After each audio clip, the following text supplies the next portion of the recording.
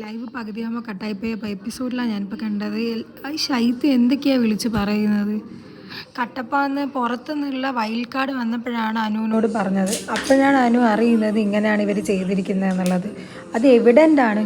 എന്താന്ന് ചോദിക്കുന്നത്. അവർ പുറത്ത് വന്നിട്ട് അവർ എപ്പിസോഡ് കണ്ടപ്പോൾ മനസ്സിലായി കാണുമല്ലോ, ഉള്ളിൽ ഫ്രണ്ടാന്ന് പറഞ്ഞിട്ട് മറ്റേ എതിർ ടീമുമായിട്ട് കൊളാബ് ചെയ്തിട്ട് ഇവരെ പറ്റി കുറ്റം പറയുന്നത്.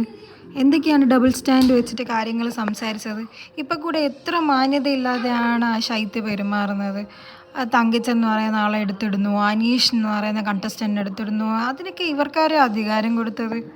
എന്ത് മോശമായിട്ടുള്ള പ്രവൃത്തിയാണ് അവർ ചെയ്യുന്നത്.